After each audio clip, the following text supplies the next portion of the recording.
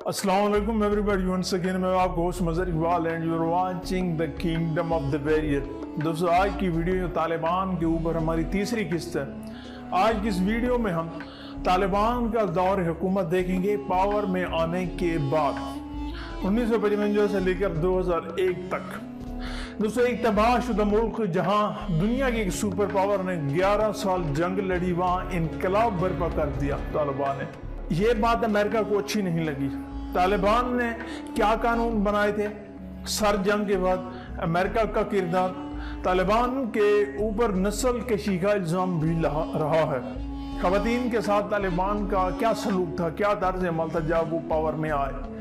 बरतानिया की एक सहाफ़ी रिडलन नामी खातून का तालिबान से मुतासिर होकर इस्लाम कबूल करना, तालिबान की खारजा पॉलिसी कैसे होती थी और उनके दौर का फिर खात्मा कैसे हुआ। और इस वीडियो में मैं आपको ये भी बताऊंगा कि वो गुरीला जंग किस तरह किया करते थे जब वो पावर में इक़्तिदार में, उनका पहला जब दौर हुकूमत था तो वो किस से जंग में गुजरा, किस से लड़ाई में गुजरा।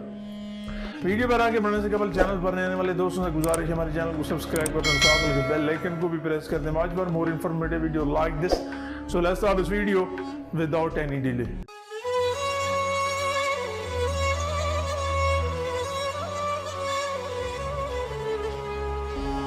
सो वेलकम बैक दोस्तों। मैं आज की दूसरी किस्त में, इसी सीरीज की दूसरी किस्त में मैं आपको बता चुका हूं कि तालिबान 1995 में एक पावर में इक़्तिदार में आ चुके थे।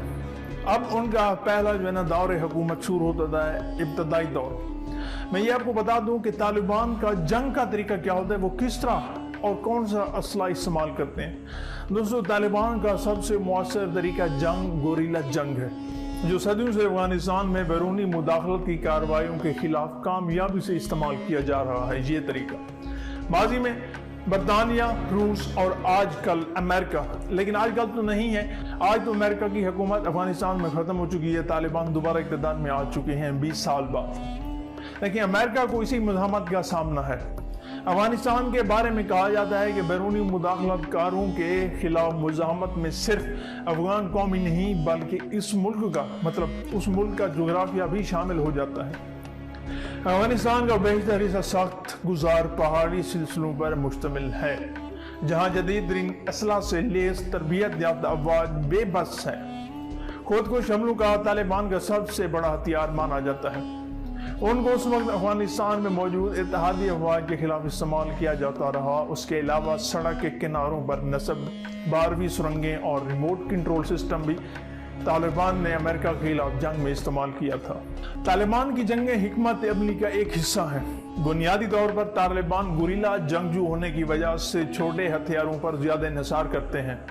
दूसरी जानिब ऐसी भी इतलात हैं कि तालिबान जदीद टेक्नोलॉजी भी इस्तेमाल कर रहे हैं, जो नेटो अमेरिका अफवाज से छीन कर उन्हीं के खिलाफ इस्तेमाल किया जाता है। इसे उर्फ आम में जदीद टेक्नोलॉजी भी कहते हैं। अब बात करते हैं दौर हुकूमत। तालिबान का पहला दौर हुकूमत 1995 से 2001 तक तकरीबन 6 साल के अरसे पर मुश्तमिल है। इस दौरान में इनका ज्यादातर वक्त अपने हरीफ, मतलब दुश्मन ईरानी हिमायत याफ्ता शुमाली इत्तेहाद से जंग में गुजरा। अफगानिस्तान को अगर कोई चीज तालिबान ने दी थी तो वो इंसाफ की बर वक्त फराहमी और अमन व अमान की मिसाली सूरत हाल थी। इनके ज़ेरे कंट्रोल इलाकों में शाहराहों को महफूज बना दिया गया। 1995 के बाद पोस्ट की काश्त पर पाबंदी आयद की गई थी। तमाम गैर कानूनी टैक्स और चुंगियां ख़त्म कर दी गई थी, जिनके बाद आमद व रफ्त में इजाफा देखने में आया था। एक तबाहशुदा मुल्क जहाँ एक सुपर पावर मुल्क से 11 साल पर मुहित जंग लड़ी गई और वहाँ सिर्फ 6 साल के अरसे के अंदर इतने बड़े काम कर दिए जाएं, इसको इनकलाब कहते हैं। यही बात अमेरिका और उसकी अक़वाम मुत्तहिदा को नहीं अच्छी लगी थी कि इतनी गरीब मुमलिकत जिनके पास ना इंजीनियर्स, ना यूनिवर्सिटियाँ हों और ना ही तरक्की याफ्ता दीगर ममालिक की तरह एक कौम हो की थी, उनकी फिर पॉलिसियाँ इतनी अच्छी और इंतहाई कलील अरसे में इतनी बड़ी कामयाबी हासिल कर लेना मौजे से कम नहीं था। इंसान को इंसान के साथ ही हमदर्दी सिखाना, एक औरत को वो मकान देना कि जहाँ से गुजर रही हो तो मर्द नजरें झुका लें, नीची कर लें। ऐसा निज़ाम मुतारिफ करवाना कि औरत 4 दीवारी से बाहर भी महफूज हो और उसके बरअक्स तरक्की याफ्ता ममालिक में औरत की असमत दरी घरेलू 4 दीवारी में हो, घर से बाहर तो اور بات ہے۔ دوستو تھوڑا سا دیکھ لیتے ہیں کہ سرد جنگ کے بعد امریکہ کا کردار۔ سوویت یونین افواج کی شرمناک شکست کے بعد سوویت یونین روس کو کہا جاتا ہے، وہ میں آپ کو پہلی قسط میں بتا چکا ہوں۔ روس آیا کس طرح تھا اور واپس گیا کس طرح تھا، اس کے ٹکڑے ہو گئے تھے۔ دوستو سوویت یونین اپنی آخری سانسیں لے رہا تھا، جس کے بعد افغانستان میں امریکہ کی نظر اب یہاں مرضی کی حکومت تکمیل دینا تھا۔ یہ کام ایران نے حمایت یافتہ بخوبی سر انجام دے رہے تھے۔ امریکہ کی نظر خلیج کے تیل پر تھی، اس لیے وہ عراق کو کویت پر حملے کے لیے اکسانے کے سازشوں میں مصروف ہو گیا تاکہ اسی بہانے خلیج میں امریکی فوجی کی قدم جمائے جا سکیں۔ اس کے بعد میں آپ کو بتا دوں طالبان کے اوپر نسل کشی کا الزام بھی ہے۔ یہ ایک الزام ہے جسٹ۔ طالبان نے 1998 میں ہرات پر قبضہ کر کے بعد مزار شریف کو فتح کیا تو ایران و امریکہ اور اس کی اقوام متحدہ کی جانب سے قتل عام کا الزام لگایا گیا۔ اشتہار کردہ الزام کے مطابق ان کا طریقہ یہ تھا کہ ٹرکوں اور گاڑیوں سے عام سڑکوں اور گلیوں میں جاتے اور دائیں بائیں فائرنگ کرتے تھے۔ واضح رہے کہ طالبان سے قبل بامیان پر ایران، نواز شیعہ، ملیشیا، حزب وحدت کا قبضہ تھا۔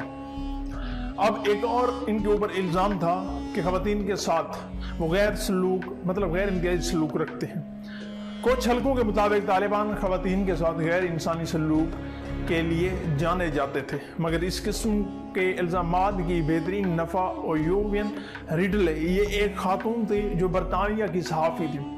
ریڈلے نامی برطانوی خاتون صحافی نے کہا ہے کہ جنہوں نے تقریباً 1 سال کا عرصہ طالبان کی قید میں گزارا، وہ طالبان کی قیدی تھی 1 سال، اور ان کے حسن سلوک سے متاثر ہو کر نہ صرف اسلام قبول کیا بلکہ طالبان کا ہر فارم پر دفاع بھی کیا۔ دوستو اب دیکھتے ہیں طالبان کی خارجہ پالیسی۔ طالبان حکومت کو صرف 3 ممالک یعنی پاکستان، متحدہ عرب امارات اور سعودی عرب نے تسلیم کیا تھا طالبان کی حکومت کو، لہذا ان کی خارجہ پالیسی کی کوئی خاص سمت متعین نہیں تھی۔ افغانستان کے شیعہ اکثریتی علاقوں میں ایرانی مداخلت کے بعد ایران سے طالبان کی تعلقات کبھی خوشگوار نہ رہے۔ ایک موقع پر تو دونوں ممالک جنگ کے دہانے پر پہنچ گئے تھے، تاہم دوسرے اسلامی ممالک کی مداخلت کے بعد یہ جنگ مشکل سے روکی جا سکی۔ پڑوسی ممالک میں صرف پاکستان ہی سے ان کے بہترین تعلقات تھے۔ اسامہ بن لادن نے جب سرزمین عرب پر امریکی افواج کی موجودگی کے خلاف آواز بلند کی تو طالبان کے سعودی عرب سے بھی اختلافات پیدا ہو چکے تھے۔ اس وقت طالبان کے پاس حکومت تو تھی لیکن آج وہ بھی نہیں، اس کے باوجود لیکن آج تو آ گئی ہے، لیکن بیچ میں یہ 20 سال کا جو گیپ ہے وہ نہیں تھی۔ امریکہ مذاکرات کے لیے ہاتھ بڑھا رہا ہے، آخر کوئی تو وجہ ہے۔ دوستو اب بات کرتے ہیں کہ طالبان کی حکومت کو ختم کیسے کیا گیا تھا 2001 میں۔